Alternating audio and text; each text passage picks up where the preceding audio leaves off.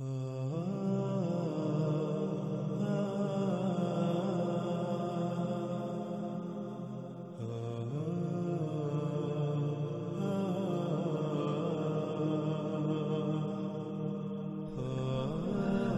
گزشتہ قسط میں یہ بات بالکل کھل کر واضح ہو چکی کہ جس آگ کا ذکر آج سے 14 صدیاں قبل محمد رسول اللہ علیہ السلام نے کیا تھا وہ آگ خام تیل ہے، اور جو کچھ اس کے بارے میں کہا تھا وہ آج پوری دنیا کے انسان ہوتا ہوا دیکھ رہے ہیں۔ اب آگے بڑھتے ہیں اور دیکھتے ہیں کہ محمد رسول اللہ علیہ السلام نے اس آگ کے بارے میں مزید کیا کہا تھا، مزید کیا رہنمائی کی تھی۔ تو اس وقت ناظرین سکرین پر آپ کو روایت نظر آ رہی ہے۔ رسول اللہ صلی اللہ علیہ وآلہ وسلم نے کہا، ویل ہے یعنی دنیا و آخرت میں اربوں کے لیے ہلاکت ہے اس شر سے تحقیق جو قریب ہی آیا چاہتا ہے۔ فلاں پا گیا وہ جس نے اپنا ہاتھ اسے حاصل کرنے، اس میں سے کچھ بھی لینے سے روکے رکھا۔ ناظرین صراحت کے ساتھ یہ بات واضح ہو چکی کہ وہ شر جس کا ذکر محمد رسول اللہ علیہ السلام نے کیا تھا وہ یہی آگ تھی جسے آج خام تیل کہا جاتا ہے۔ اور اس روایت میں محمد رسول اللہ علیہ السلام نے واضح دو ٹوک الفاظ میں یہ بھی کہہ دیا کہ فلاں پا گیا وہ جس نے اپنا ہاتھ اس شر کو حاصل کرنے سے روک کے رکھا۔ اور ناظرین ظاہر ہے جس نے اسے لے لیا وہ اللہ کے قانون میں فلاح کیسے پا سکتا ہے؟ اس پر تو اس کا جرم ثابت ہو گیا، اور اگر حق واضح ہو جانے کے بعد وہ اپنے ہاتھ کو روک لیتا ہے تو بلا شک و شبہ اللہ غفور الرحیم ہے۔ لیکن اگر حق واضح ہو جانے کے باوجود بھی وہ خود کو اس شر سے نہیں روکتا تو پھر بلا شک و شبہ اللہ الجبار القہار بھی ہے۔ ناظرین غور کریں، آج کون ہے جس نے خود کو اس شر خام تیل سے روکا ہوا ہے؟ جب آپ غور کریں گے تو شاید ہی کوئی انسان آپ کو ایسا نظر آئے۔ سب کے سب انسان اس میں سے لے رہے ہیں، اپنا ہاتھ اس کی طرف بڑھا رہے ہیں۔ آپ غور کریں، جو گاڑی آپ چلاتے ہیں اس کا وجود کیسے ممکن ہوا؟ کیا اسی خام تیل سے اس کا وجود ممکن نہیں ہوا؟ اس میں بطور ایندھن آپ کیا استعمال کر رہے ہیں؟ ذرا غور تو کریں۔ پھر آج آپ اس بات میں بھی غور کریں کہ آج آپ جو کچھ بھی ضروریات کے نام پر آسائشیں، سہولتیں اور آسانیاں وغیرہ استعمال کر رہے ہیں، آسائشیں، سہولتیں اور آسانیاں وغیرہ اخذ کر رہے ہیں، جو اشیاء بھی آپ استعمال کر رہے ہیں، اپنی ضروریات کو پورا کرنے کے لیے جن جن اشیاء پر انحصار کر رہے ہیں، جو کہ تمام کی تمام غیر فطری مصنوعی اشیاء ہیں، وہ کس سے وجود میں آئیں؟ ان کا وجود کیسے ممکن ہوا؟ وہ کس سے خلق ہوئی، کس سے بنائی گئیں؟ سکرین پر ان اشیاء کی تصاویر بھی آپ اپنی آنکھوں سے دیکھ رہے ہیں۔ ناظرین آپ غور کریں، یہ تمام کی تمام اشیاء کس سے وجود میں آئیں؟ جب آپ غور کریں گے تو آپ کو بالکل واضح یہ جواب ملے گا، یہ بات آپ کے سامنے آئے گی کہ یہ تمام کی تمام اشیاء یا تو براہ راست اسی آگ خام تیل سے وجود میں آئی، یا پھر ان میں اسی آگ خام تیل کا بنیادی کردار ہے۔ یوں آج آپ جو کچھ بھی استعمال کر رہے ہیں یہ آپ کا اپنا ہاتھ اسی آگ ہی کی طرف تو بڑھا رہا ہے، اسی آگ سے ہی تو لے رہے ہیں جس میں سے کچھ بھی لینے سے محمد رسول اللہ علیہ السلام نے آج سے 14 صدیاں قبل بہت ہی سختی کے ساتھ منع کیا تھا۔ یہ تھا ناظرین فتنہ دجال۔ یہ فتنہ کس قدر شدید ہے آج آپ کو اس کا اندازہ ہو جانا چاہیے، اور یہ بات بھی اب تک واضح ہو جانی چاہیے کہ کیوں محمد رسول اللہ علیہ السلام نے کہا تھا اس وقت کے بارے میں کہ اس وقت کوئی بھی مومن نہیں ہوگا۔ آج جس وقت میں آپ موجود ہیں اسی وقت کے بارے میں محمد رسول اللہ علیہ السلام نے کہا تھا کہ اس وقت کوئی مومن ہوگا ہی نہیں۔ اور ناظرین آپ جس پہلو سے بھی غور کریں یہی تلخ حقیقت آپ کے سامنے آئے گی جو آپ پر کھول کھول کر واضح کی جا چکی اور مزید واضح کی جا رہی ہے۔ آج عرب دنیا اسی آگ کی بنیاد پر خوب موجیں اور عیاشیاں کر رہی ہے۔ آج عرب دنیا میں جنت کے مزے لوٹ رہے ہیں، لیکن ان قریب ان کے ساتھ وہ ہونے والا ہے جس کا یہ تصور بھی نہیں کر سکتے۔ خام تیل اللہ کے غیب میں سے تھا. اللہ نے قرآن کے شروع میں کہا اور قرآن میں بار بار کہا غیب سے مومن بننے کا.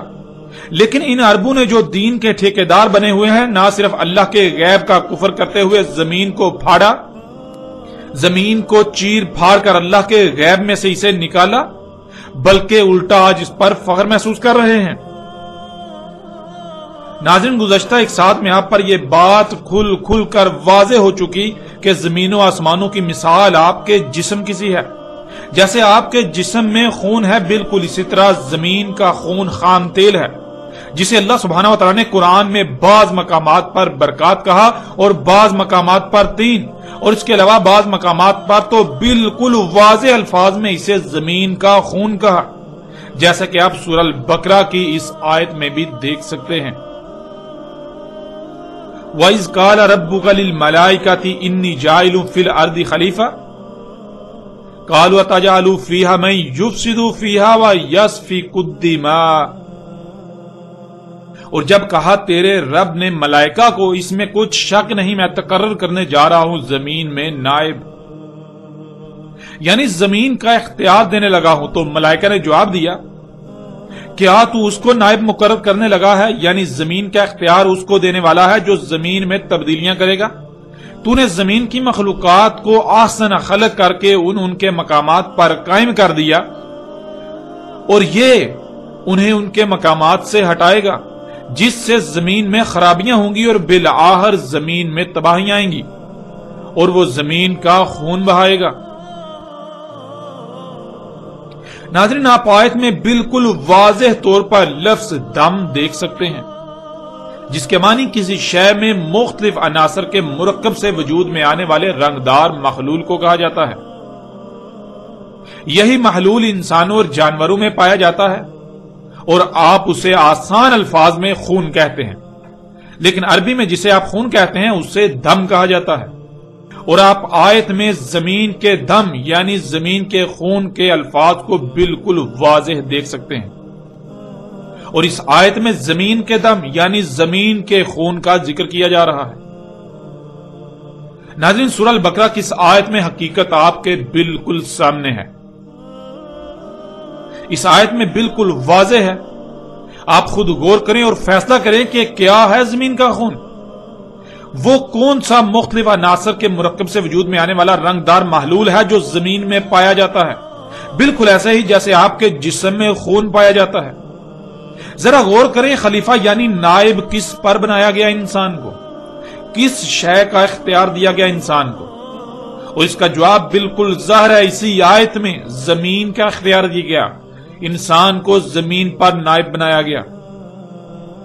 اللہ سبحانہ تعالیٰ نے خود کہا کہ زمین کا اختیار دیا جا رہا ہے انسان کو، اور جواباً ملائکہ نے کیا کہا؟ جواباً ملائکہ نے یہ کہا کہ یہ زمین میں یعنی انسان زمین میں تبدیلیاں کرے گا. اے ہمارے رب، تو نے مخلوقات کو جن جن مقامات پر رکھا ہے یہ ان کو ان کے مقامات سے ہٹا دے گا، ان میں تبدیلیاں کرے گا، جس سے زمین میں خرابیاں اور بالآخر اس میں تباہیاں آئیں گی. یہ زمین کا خون بہائے گا. اور کیا یہ آج سب نہیں ہو رہا؟ کیا انسان نے یہ سب نہیں کیا اور آج یہ سب نہیں کر رہا؟ ناظرین، وہ کون سا رنگدار محلول ہے جو مختلف عناصر کے مرکب سے وجود میں آتا ہے، جو زمین کے اندر بالکل اسی طرح پایا جاتا ہے جس طرح آپ کے جسم میں خون، اور آج اسے زمین سے نکالا جا رہا ہے؟ ذرا غور کریں، وہ کیا ہے؟ کیا وہ خام تیل نہیں ہے؟ کیا خام تیل کے علاوہ کچھ اور ہو سکتا ہے یا ہے؟ حقیقت ہر لحاظ سے آپ کے سامنے ہے. اور ان عربوں کو کس نے اختیار دیا زمین کا خون نکالنے کا؟ کیا انہیں اللہ نے یہ حکم دیا؟ کیا یہ فساد نہیں ہے؟ کیا یہ فساد عظیم نہیں ہے؟ کیا یہ اللہ کی خلق میں تبدیلی نہیں ہے؟ قرآن میں بار بار اللہ سبحانہ وتعالی نے اپنی خلق میں تبدیلی کرنے والوں کو بدترین مشرک قرار دیا، انہیں مفسدون فی الارض قرار دیا، انہیں اللہ کے مجرم قرار دیا. تو کیا زمین کو چیر پھاڑ کر زمین کا خون نکالنا جو کہ اللہ کے غیب میں سے تھا یہ اللہ کی خلق میں تبدیلی نہیں ہے؟ کیا یہ فساد فی الارض نہیں ہے؟ کیا یہ شرک اکبر و شرک عظیم نہیں ہے؟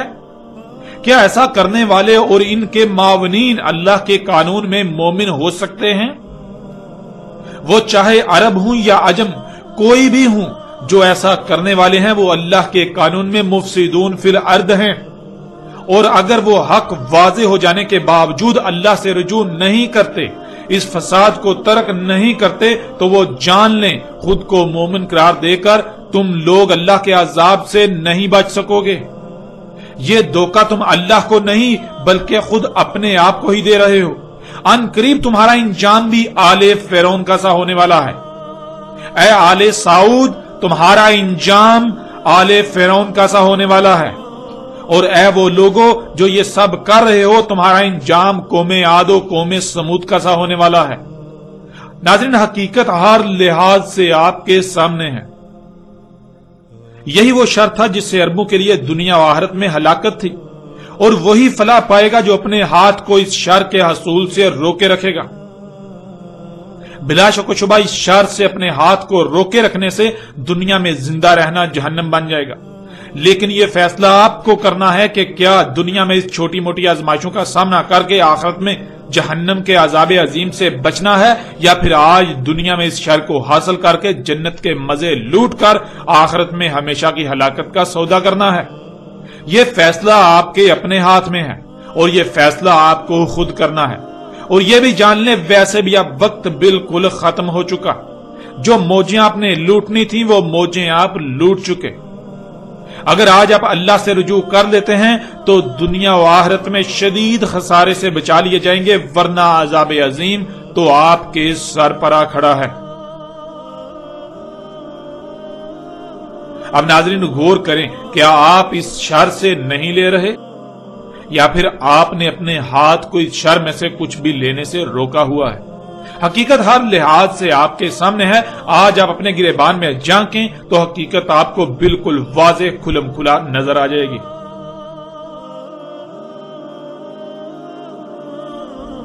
اب بڑھتے ہیں آگے اور دیکھتے ہیں کہ اس آگ کے نکالے جانے کے مقامات کے بارے میں محمد رسول اللہ علیہ السلام نے آج سے 14 صدیاں قبل کیا کہا تھا۔ آج سے 14 صدیاں قبل اس آگ کے نکالے جانے کے مقامات کے بارے میں کیا رہنمائی کی تھی؟ تو سکرین پر ناظرین آپ کو روایت نظر آ رہی ہے۔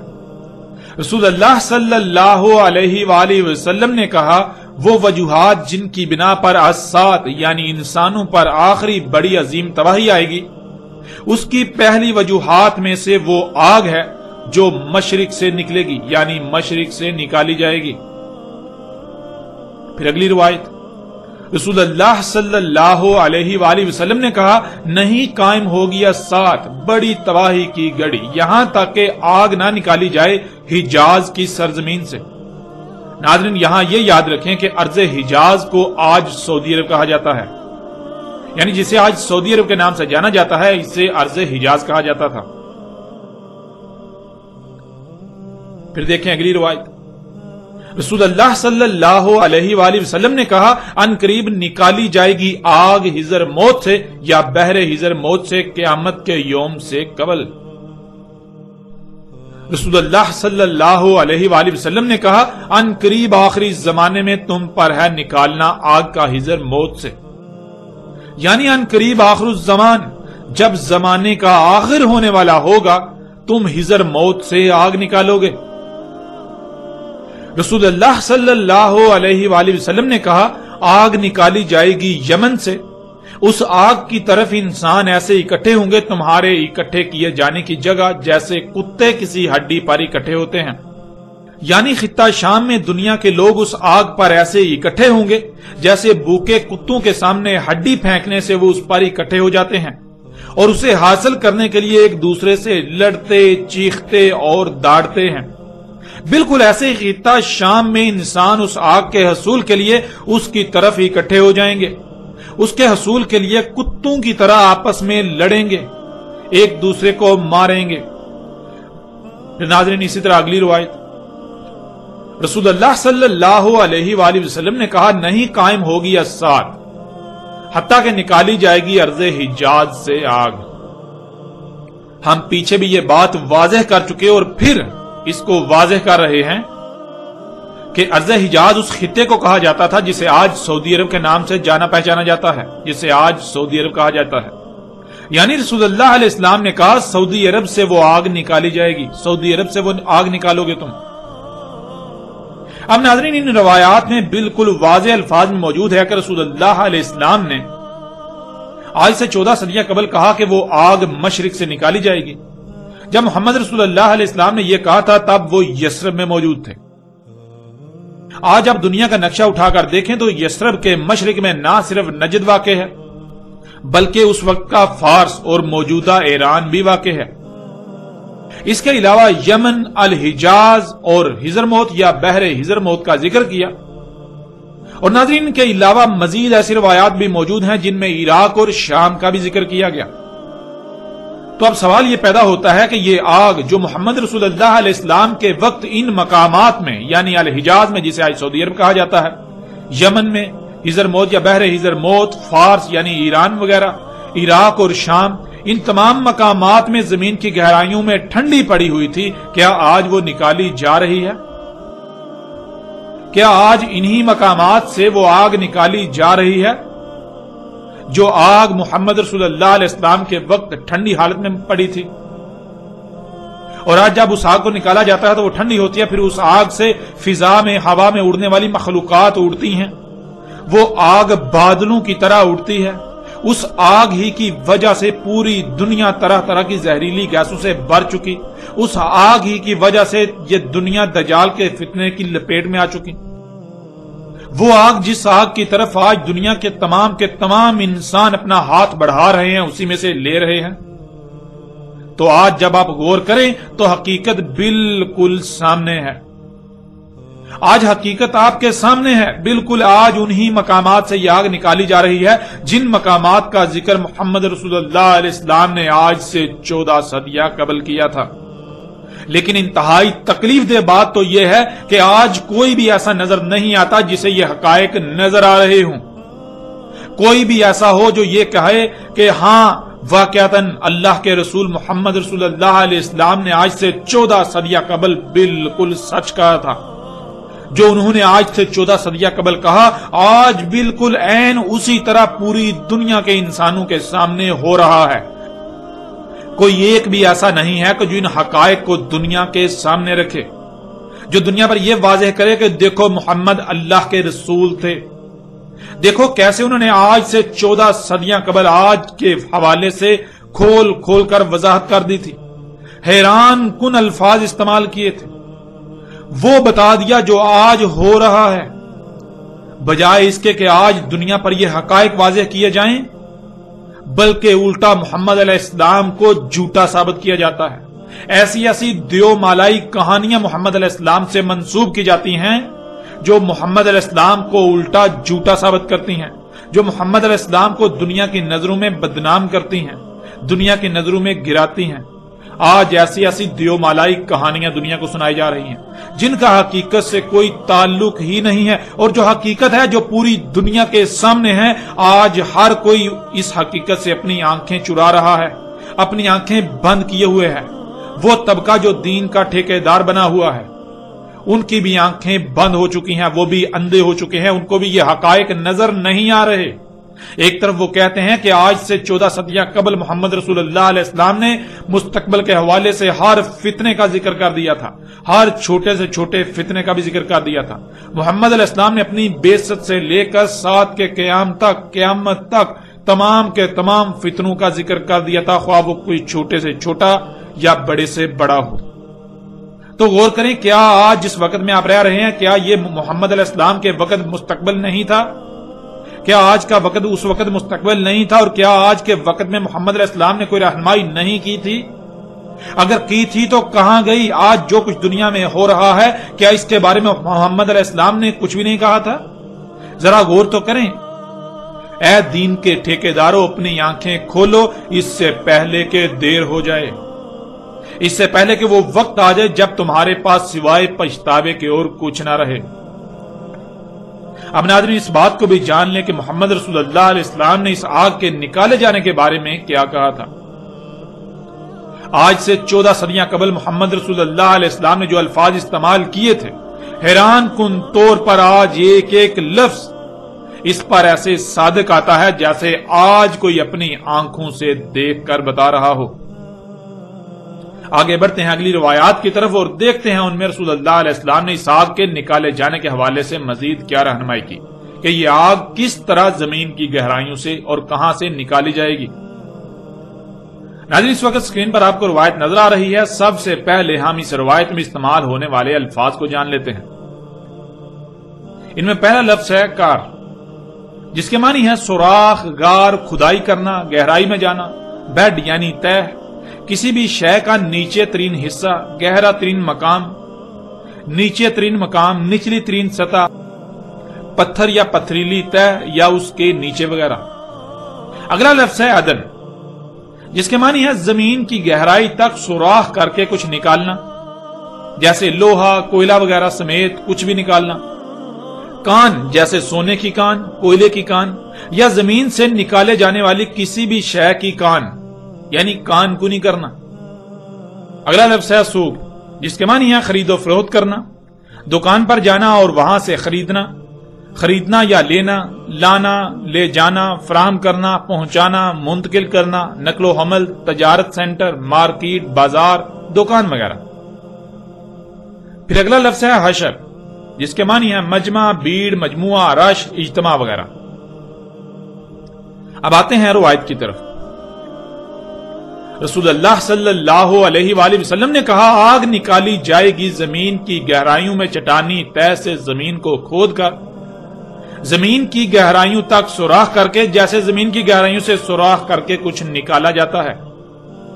لوگ اس آگ کی خرید و فروخت کریں گے، اس کی تجارت کریں گے، اس آگ کی دکانیں ہوں گی، اس آگ کی مارکیٹیں ہوں گی اور انسان ان کی طرف اکٹھے ہوں گے۔ یعنی جیسے خرید و فروخت کی خاطر بازاروں، مارکیٹوں یا دکانوں وغیرہ پر رش ہوتا ہے، اس طرح لوگ ان آگ کی تجارت گاہوں کی طرف، ان آگ کی دکانوں، مارکیٹوں کی طرف اکٹھے ہوں گے۔ اس آگ کے ذریعے سے نقل و حمل ہوگی، اس آگ کی تجارت ہوگی۔ ناظرین، اس روایت میں آپ محمد رسول اللہ علیہ السلام کے الفاظ کو سن کر چونک گئے ہوں گے کہ آج سے 14 صدیاں قبل جو محمد رسول اللہ علیہ السلام نے کہا تھا، آج بالکل عین اسی طرح اس آگ کو نکالا جا رہا ہے۔ آج بالکل عین اسی طرح اس آگ کو نکالا جا رہا ہے جو اس وقت مذکورہ مقامات میں زمین کی گہرائیوں میں ٹھنڈی حالت میں پڑی تھی، یعنی ارض حجاز، سعودی عرب کی سرزمین، نجد کی سرزمین، عراق، ایران، شام، حضر موت، ان سرزمینوں میں زمین کی گہرائیوں میں چٹانی تہ کے اندر ٹھنڈی حالت میں پڑی تھی، اور آج وہاں سے انہی مقامات سے زمین کو پھاڑ کر، زمین کو کھود کر، اس میں گہرائیوں تک سوراخ کر کے، اس کے اندر، زمین کے اندر چٹانی تہ کو پھاڑ کر اس میں سے آگ کو نکالا جا رہا ہے۔ آج جسے آپ خام تیل کہتے ہیں، یہ وہی آگ ہے، اور یہ آگ خام تیل زمین کو پھاڑ کر اس میں اس کی گہرائیوں تک سوراخ کر کے اسی تہ سے نکالا جاتا ہے جو چٹانی تہ ہے۔ گزشتہ ایک ساتھ میں دجال کے موضوع پر بات کرتے ہوئے ہم نے ان روایات کو بھی سامنے رکھا تھا جن میں محمد رسول اللہ علیہ السلام نے کہا تھا کہ زمین کی اس چٹانی تہ کو ایسے پھاڑا جائے گا جیسے کھجور کی شاخیں ہوتی ہیں، جیسے کھجور کی شاخ ہوتی ہے۔ تو غور کریں، کیا عین اسی طرح آج اس آگ کو نہیں نکالا جا رہا؟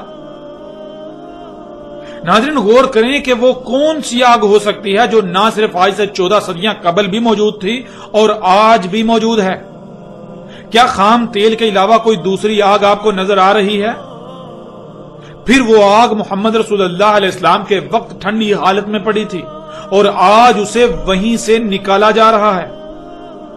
نکالنے کے بعد وہ ٹھنڈی حالت سے بدل کر اپنی اصل حالت آگ میں بدل رہی ہے کہ واقعتاً یہ جو ٹھنڈی شے ہے یہ تو آگ ہے، یہ اصل میں آگ ہے جو ٹھنڈی حالت میں موجود تھی اور زمین کی گہرائیوں میں موجود ہے۔ کیا یہ وہی آگ نہیں جسے آج خام تیل کا نام دیا جاتا ہے؟ حقیقت ہر لحاظ سے آپ کے سامنے ہے۔ پھر ناظرین، کیا یہ آگ زمین کو پھاڑ کر اس میں گہرائیوں تک سوراخ کر کے چٹانی تہ کو کھجور کی شاخوں کی طرح پھاڑ کر نہیں نکالا جا رہا؟ آج اس حقیقت کو بھی آپ اپنی آنکھوں سے دیکھ رہے ہیں۔ स्क्रीन पर आप अपनी आंखों से उन तस्वीर को भी देख रहे हैं जो तस्वीर इस आग के निकाले जाने वाले हकायक को वाज़ेह कर रही हैं, इस आग के निकाले जाने वाले अवामल की मंजरकशी कर रही हैं। आज आप इस हकीकत को कैसे जुटला सकते हैं? ये वो हक है जो कि आपकी आंखों के सामने है। ये वो हक है जिसका रद्द दुनिया की कोई ताकत नहीं कर सकती। ये वो देवमालाई किस्से कहानियां नहीं है जो 14 सदियों से आज तक सुनाई जा रही हैं। वो कहानियां जिनका आज तक एक लफ्ज भी सच्चा साबित ना हो सका, जिन्हें आज तक मोहम्मद अलैहिस्सलाम से मंसूब किया जाता रहा। अपने मन पसंद तराजुम और तफासिर, अपने अकायद और नजरियात को तराजुम और तफासिर की सूरत में पेश करके, अपने अकायद और नजरियात को तराजुम और तफासिर की सूरत में पेश करके उन कहानियों को मोहम्मद अलैहिस्सलाम से मंसूब किया जाता रहा। ये वो कहानियां बयान नहीं की जा रही, बल्कि ये तो अटल हकीकत है जो आज पूरी दुनिया के सामने है, जिसका रद्द दुनिया की कोई ताकत नहीं कर सकती। ये वो कहानियां नहीं हैं, ये वो देवमालाई कहानियां नहीं सुनाई जा रही जो आज तक पूरी उम्मत को, पूरी दुनिया के इंसानों को इस्लाम के नाम पर सुनाई जाती रही, जिन्हें मोहम्मद अलैहिस्सलाम से मंसूब किया जाता रहा।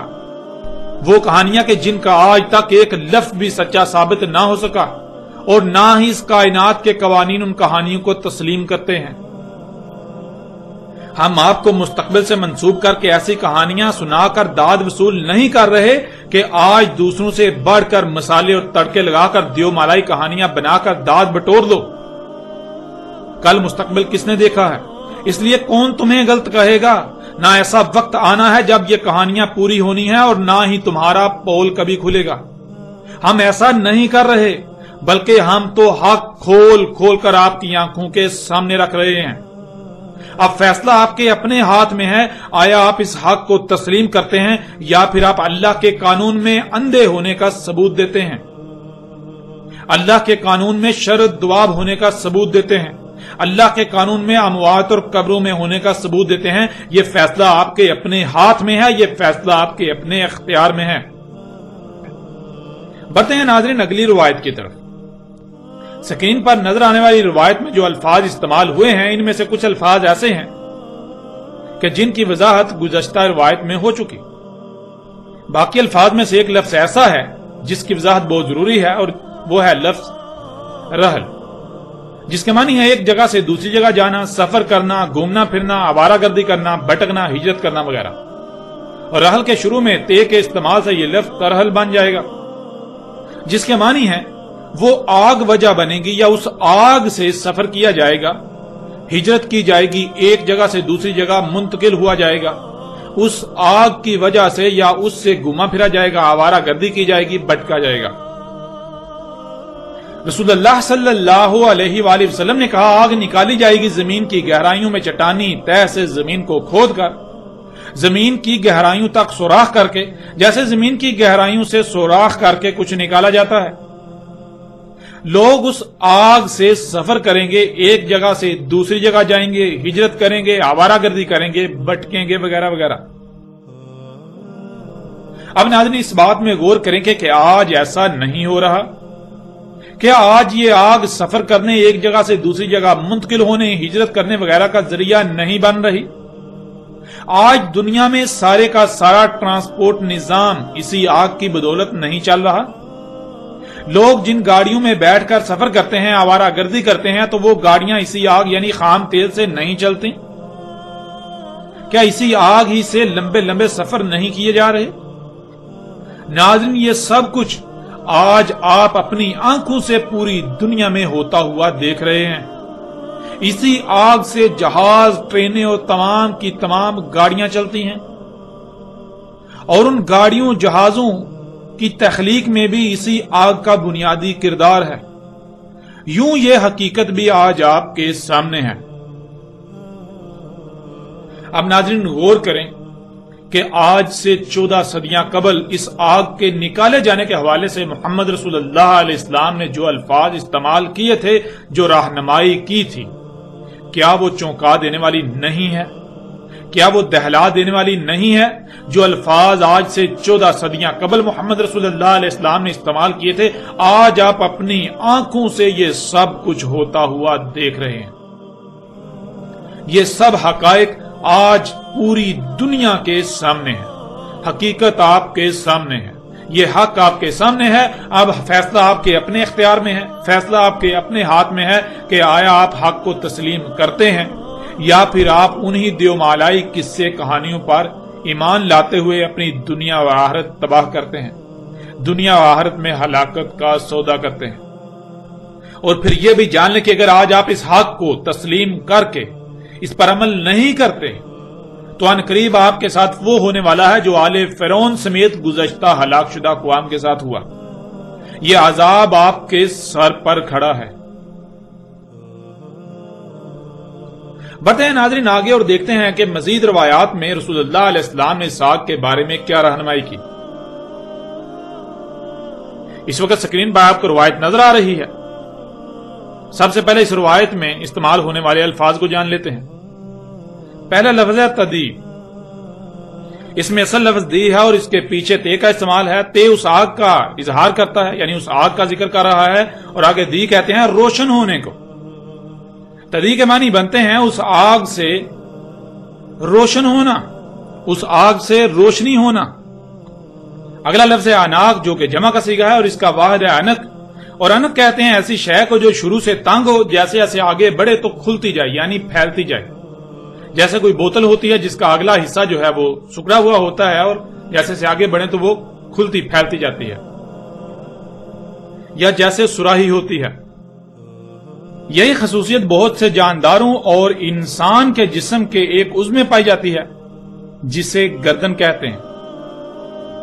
اگلا لفظ ہے ابل۔ ابل کہتے ہیں ایسی سواریوں کو جو وزن اٹھا کر مشکل رستوں جیسے صحراؤں وغیرہ میں لمبے فاصلے طے کرنے کی صلاحیت رکھتی ہوں۔ رسول اللہ صلی اللہ علیہ وآلہ وسلم کے وقت ایسی تمام صفات صرف اونٹوں میں پائی جاتی تھیں، اس لیے اونٹوں کو اس وقت ابل کہا جاتا تھا۔ ویسے اونٹ کو عربی میں جمل کہتے ہیں۔ اگلا لفظ ہے بصرہ، جس کے معنی ہے دیکھنے کی صلاحیت۔ بصر کہتے ہیں دیکھنے کی صلاحیت کو، دیکھنے کو۔ رسول اللہ صلی اللہ علیہ وآلہ وسلم نے کہا نہیں قائم ہوگی ساتھ حتیٰ کہ نکالی جائے گی آگ ارض حجاز سے، حجاز کی زمین سے۔ اس آگ سے روشن ہوں گی اناق الابل، یعنی بوجھ اٹھا کر لمبے فاصلے طے کرنے والی سواریاں روشن کریں گی کہ وہ روشنی جس مقام سے پیدا ہوگی وہاں سے سکڑی ہوگی، لیکن جیسے جیسے آگے بڑھے گی تو پھیلتی جائے گی جیسے سراہی ہوتی ہے۔ دیکھنے سے یعنی اس روشنی سے دیکھنے کی صلاحیت پیدا ہوگی۔ ناظرین آج آپ دیکھ سکتے ہیں کہ ایسی سواریاں وہ ٹرک وغیرہ ہیں جو راتوں کو سفر کرتے ہیں، اسی آگ سے وہ رستوں کو سراہی کی طرح روشن کر دیتے ہیں اور دیکھنے کی صلاحیت بڑھ جاتی ہے۔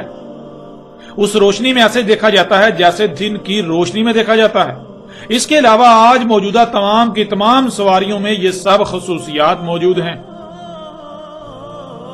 اور ناظرین بالکل ایسی ہی ایک روایت مستدرک الحاکم میں بھی ہے جس میں یہ الفاظ زائد ہیں۔ رسول اللہ صلی اللہ علیہ وآلہ وسلم نے کہا دیکھیں گے اس کی روشنی میں جیسے دن کی روشنی میں دیکھتے ہیں۔ اب ناظرین سوال یہ پیدا ہوتا ہے کہ کیا یہ سواریاں رات کو بالکل ایسے ہی رستوں کو روشن نہیں کر دیتی جیسے سراہی ہوتی ہے؟ جہاں سے یہ روشنی پھوٹتی ہے وہ جگہ چھوٹی سی ہوتی ہے، جیسے جیسے روشنی آگے بڑھتی ہے تو وہ سراہی کی طرح پھیلتی جاتی ہے، اور پھر اس روشنی میں بالکل ایسے دیکھا جاتا ہے جیسے دن کی روشنی میں دیکھا جاتا ہے۔ اور اس کی بنیاد وہی آگ خام تیل ہے، یہ حقیقت بھی آج آپ کے سامنے ہے۔ پھر اس طرح بڑھتے ہیں آگے اور دیکھتے ہیں کہ محمد رسول اللہ علیہ السلام نے اسحاق کے حوالے سے مزید کیا رہنمائی کی۔ رسول اللہ صلی اللہ علیہ وآلہ وسلم نے کہا جو پہلی اشراط الساعۃ ہیں، یعنی جن وجوہات کی بنا پر الساعۃ آئے گی، اس کی پہلی وجوہات میں سے پس آگ ہے جو نکالی جائے گی مشرق سے، پس وہ آگ انسانوں کو مغرب کی طرف اکٹھا کرے گی، یعنی اس آگ کی وجہ سے دنیا کے لوگ مغرب کی طرف ہجرت کریں گے۔ ناظرین گزشتہ کئی دہائیوں سے آپ یہ سلسلہ بھی اپنی آنکھوں سے دیکھ رہے ہیں۔ پوری دنیا سے بالخصوص مشرقی ممالک جن میں اکثریت ان کی ہے جو خود کو مسلمان کہتے ہیں، ان ممالک کے لاکھوں نہیں بلکہ کروڑوں کی تعداد میں لوگ مغربی ممالک میں جا کر بس رہے ہیں، وہاں اکٹھے ہو رہے ہیں۔ پوری دنیا کے لوگ مغرب میں اکٹھے ہو رہے ہیں، اور یہ اسی آگ کے نکلنے کے بعد اسی آگ ہی کی وجہ سے ہوا اور ہو رہا ہے۔ اسی آگ کی وجہ سے مغربی ممالک دنیا میں سہولتوں، آسائشوں، ایجادات کے نام پر بظاہر جنت کا منظر پیش کرنے لگے، جس کو دیکھتے ہوئے دنیا میں لاکھوں نہیں بلکہ کروڑوں انسانوں نے ان مغربی ممالک کا رخ کیا، اور آج بھی یہ سلسلہ جاری ہے۔ اور پھر یہی آگ آج پوری دنیا کی قوتوں کو شام میں اکٹھا کر رہی ہے۔ پوری دنیا کی تمام قوتوں میں سے ہر ایک کی یہی خواہش ہے کہ یہ آگ یعنی خام تیل پر اسی کا قبضہ ہو، جس کی خاطر اقوام عالم ایک دوسرے کے خلاف در پردہ جنگوں میں مصروف ہیں، شام میں اکٹھے ہو چکی ہیں، اور اس آگ و بارود کی بارش کی وجہ سے ہی شام و عراق اور یمن وغیرہ سمیت لاکھوں نہیں بلکہ کروڑوں لوگ مغرب کا رخ کیے ہوئے ہیں، کیونکہ مغرب انہیں جنت نظر آتی ہے جہاں وہ بہتر اور سہولتوں، آسائشوں اور آسانیوں سے مزین زندگی گزار سکیں۔ اسی آگ کے نکالے جانے کے بعد مغربی دنیا میں صنعتی انقلاب کے نام پر کالجوں اور یونیورسٹیوں کا سیلاب امڑ آیا، جن میں تعلیم کے نام پر پوری دنیا سے لوگ مغرب میں اکٹھے ہو رہے ہیں۔ یوں یہ تمام تر حقائق آج آپ کے سامنے ہیں۔ بڑھتے ہیں ناظرین آگے اور دیکھتے ہیں کہ مزید رسول اللہ علیہ السلام نے اس آگ کے بارے میں کیا رہنمائی کی۔ اس وقت سکرین پر آپ کو روایت نظر آ رہی ہے۔ رسول اللہ صلی اللہ علیہ وآلہ وسلم نے کہا، نکال لے جاؤ اپنے اہل و عیال کو، پس اس میں کچھ شک نہیں کہ ان قریب اس سے آگ نکلے گی، اس سے آگ نکالی جائے گی۔ ناظرین، محمد رسول اللہ علیہ السلام نے جب یہ الفاظ کہے تھے وہ اس وقت یثرب میں موجود تھے، یعنی سرزمین حجاز میں موجود تھے، اور کہا تھا کہ اپنے اہل و عیال کے ساتھ اس سرزمین حجاز سے نکل جانا۔ اس سرزمین سے وہ آگ نکالی جائے گی جو آج یعنی اس وقت زمین کی گہرائیوں میں ٹھنڈی حالت میں پڑی ہوئی ہے، تو اس آگ کے نکلنے سے پہلے ہی اس سرزمین کو چھوڑ دینا، یہاں سے اپنے اہل و عیال کے ساتھ نکل جانا، سرزمین حجاز کو ترک کر دینا۔ یہی بات رسول اللہ علیہ السلام نے مزید کئی مواقع پر بھی کہی، جیسا کہ آپ سکرین پر مزید روایات کو دیکھ سکتے ہیں۔ رسول اللہ صلی اللہ علیہ وآلہ وسلم نے کہا، نکال کر لے جاؤ اپنے اہل و عیال کو اس سے، یعنی قید سیلاب سے، پس اس میں کچھ شک نہیں کہ وہ سیلاب جو قید ہے وہ آگ ہے جو اس سے نکلے گی۔ اس روایت میں رسول اللہ علیہ السلام نے بالکل واضح اور دو ٹوک الفاظ میں یہ حکم دیا تھا، یہ کہا تھا کہ تم ایسا کرنا کہ اس سرزمین حجاز سے نکل جانا۔ کیوں؟ کیونکہ یہاں ایک سیلاب قید ہے، اس سے پہلے کہ وہ سیلاب نکلے تم اپنے اہل و عیال کو یہاں سے نکال کر لے جانا، سرزمین حجاز کو چھوڑ دینا، اس سرزمین کو چھوڑ دینا۔ اور وہ سیلاب کیا ہے؟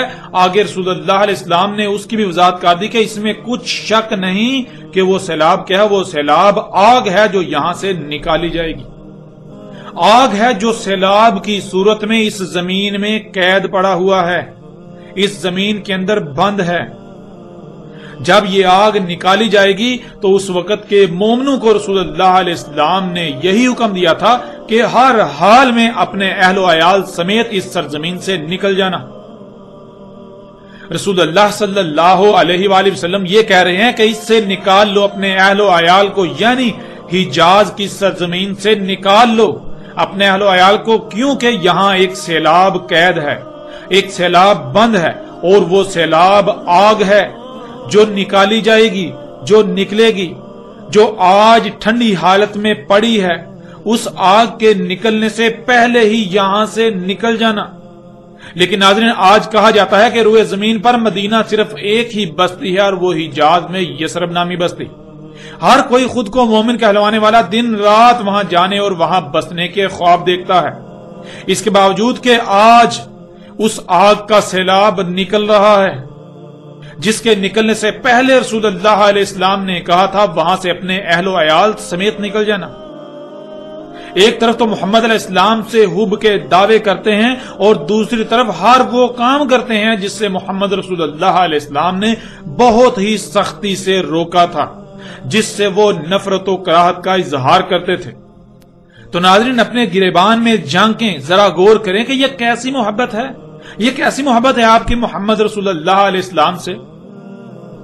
ایسے تمام کے تمام لوگ یہ جان لیں کہ محمد رسول اللہ علیہ السلام سے محبت کے دعوے تو کرتے ہو، لیکن حقیقت یہ ہے کہ تم اس نعرے کی آڑ میں اپنی خواہشات کی اتباع کر رہے ہو۔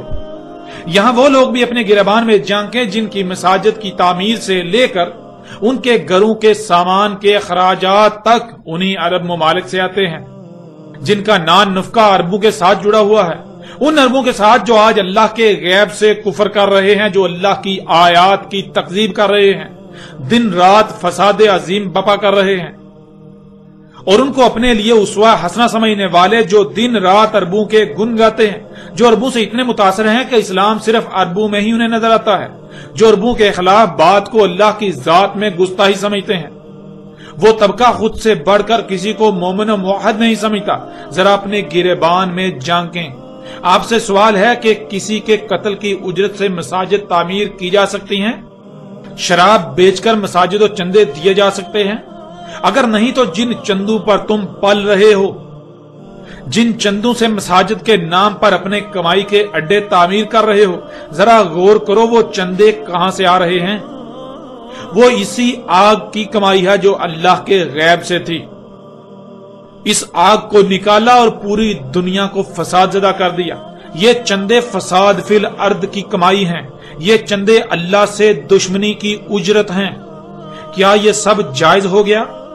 کیا یہ سب محض تمہیں چندے دینے کی وجہ سے جائز و حلال ہو گیا جن کا تم دم بتے ہو؟ کیا بذات خود محمد رسول اللہ علیہ السلام نے یہ نہیں کہا تھا کہ اپنے ہاتھ کو اس آگ سے کچھ لینے سے روکے رکھنا، اس آگ سے بالکل کچھ نہ لینا؟ تو آج تم کیوں عربوں کے سامنے اسی آگ سے چندے لینے کے لیے اپنے ہاتھ پھیلائے ہوئے ہو؟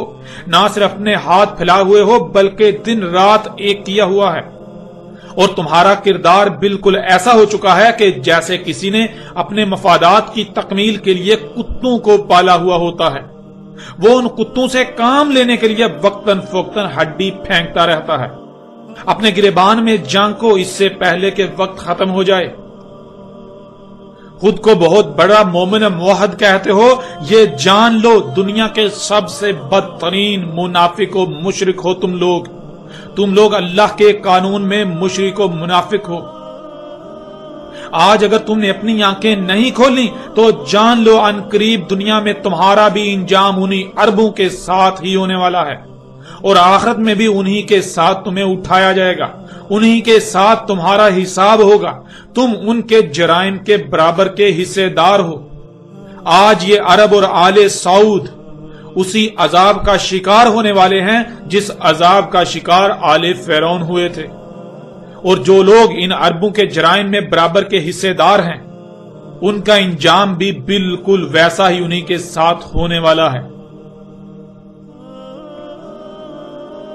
ناظرین، محمد رسول اللہ علیہ السلام نے کہا تھا کہ آخر میں، یعنی جب سات کی تمام علامات و اشراط کا ظہور ہو چکا ہوگا، تو سب سے آخر میں اس آگ کی طرف انسان ایسے ہی اکٹھے ہوں گے جیسے بھوکے کتے ہڈی پر اکٹھے ہوتے ہیں، جو ہڈی کے حصول کے لیے آپس میں لڑتے ہیں، ایک دوسرے کو چیرتے پھاڑتے چیختے چلاتے اور دھاڑتے ہیں، جیسا کہ آپ کو سکرین پر روایت نظر آ رہی ہے۔ رسول اللہ صلی اللہ علیہ وآلہ وسلم نے کہا، آگ نکالی جائے گی یمن سے، اس آگ کی طرف انسان ایسے اکٹھے ہوں گے تمہارے اکٹھے کیے جانے کی جگہ یعنی شام، جیسے کتے کسی ہڈی پر اکٹھے ہوتے ہیں۔ یعنی خطہ شام میں دنیا کے لوگ اس آگ پر ایسے اکٹھے ہوں گے جیسے بھوکے کتوں کے سامنے ہڈی پھینکنے سے وہ اس پر اکٹھے ہوتے ہیں، اور وہ اسے حاصل کرنے کے لیے ایک دوسرے سے لڑتے کاٹتے چیرتے پھاڑتے چیختے چلاتے اور داڑتے ہیں۔ بالکل ایسے ہی خطہ شام میں انسان اس آگ کے حصول کے لیے اس کی طرف اکٹھے ہو جائیں گے اور اس کے حصول کے لیے کتوں کی طرح آپس میں لڑیں گے، ایک دوسرے کو ماریں گے۔ ناظرین، یہ بات تو ہر لحاظ سے آپ پر کھل کھل کر واضح ہو چکی کہ وہ آگ کب کی نکل چکی، جو کہ خام تیل ہے، اور آج یہ سب آپ اپنی آنکھوں سے دیکھ رہے ہیں۔ اور آج آپ یہ بھی دیکھ رہے ہیں کہ اقوام عالم اسی آگ کے حصول کے لیے خطہ شام میں اکٹھی ہو چکی ہیں، اور اقوام عالم کے لیے اس آگ کی اہمیت و حیثیت بھوکے کتوں کے درمیان ہڈی کی سی ہے، اور ان لوگوں کی مثال ان بھوکے کتوں کی سی ہے جو کتوں کی طرح آپس میں لڑ رہے ہیں۔ یہ حقائق بھی آج آپ اپنی آنکھوں سے دیکھ رہے ہیں۔ جب یہ بھی ہو چکا تو پیچھے کیا رہ گیا؟ اے دنیا کے انسانوں، جان لو وقت بالکل ختم ہو چکا۔ اپنی آنکھیں کھول لو اس سے پہلے کہ عذاب عظیم کو اپنی آنکھوں سے دیکھ کر اس حق کو تسلیم کرو۔ جان لو تب تم مانو گے، لیکن تب ماننا کوئی نفع نہیں دے گا۔ آج تمہیں یہ حقائق بہت تلخ لگ رہے ہوں گے، لیکن جان لو اس سے حق بدلنے والا نہیں ہے۔ اے وہ لوگوں جو دین کے ٹھیکیدار بنے ہوئے ہیں، جان لو آج تم پر سب سے بڑی ذمہ داری عائد ہوتی ہے، کیونکہ اکثریت آنکھیں بند کر کے تمہارے پیچھے چل رہی ہے۔ ان کی دنیا و آخرت کا دار و مدار تم پر ہے۔ اگر تم حق کو تسلیم کرتے ہو، حق کی تصدیق کرتے ہو، تو تمہارے پیچھے چلنے والے دنیا و آخرت میں ہلاکت سے بچ جائیں گے۔ اور اگر تم لوگوں نے حق کو اپنی آنکھوں سے دیکھنے اور بالکل کھل جانے کے بعد بھی حق سے اعراض کیا، حق کی تصدیق نہ کی، تو تم اللہ کے بہت بڑے مجرم ہوگے۔ عذاب عظیم تمہارے سر پر آ چکا۔ جان لو کل کو تم یہ نہیں کہہ سکو گے کہ تمہیں متنبہ نہیں کیا گیا تھا، تمہیں عذاب دیے جانے سے پہلے متنبہ نہیں کیا گیا تھا، یہ تم نہیں کہہ سکو گے۔ آج تمہیں کھول کھول کر متنبہ کیا جا رہا ہے۔ اللہ سے رجوع کرو، حق کی نصرت کرو اس سے پہلے کہ وقت ختم ہو جائے، اور جان لو بلا شک و شبہ وقت ختم ہو چکا۔ عذاب تمہارے سروں پر منڈلا رہا ہے۔ صرف اتنا ہی وقت تمہارے پاس ہے جب تک کہ ہر لحاظ سے، ہر پہلو سے کھول کھول کر متنبہ نہیں کر دیا جاتا، اور یہ سلسلہ بھی بہت جلد مکمل ہونے کو ہے۔ ناظرین، اسی آگ کو جہاں نہ صرف محمد رسول اللہ علیہ السلام نے کھول کھول کر واضح کر دیا تھا، اس کے بارے میں رہنمائی میں کوئی کسر نہیں چھوڑی تھی، تو وہیں اس آگ کو ایک اور مختلف پہلو سے بھی واضح کر دیا۔ اسی آگ کو محمد رسول اللہ علیہ السلام نے فرات سے ظاہر ہونے والا غیر معمولی مقدار میں ظہور کے وقت ایسا قیمتی ترین خزانہ قرار دیا کہ جس کے سامنے باقی تمام کی تمام قیمتی سے قیمتی اشیاء کی چمک دمک مان پڑ جائے گی۔ اور مزید اس کے بارے میں کیا کہا، آئندہ ایک ساتھ میں اس موضوع پر بات کریں گے۔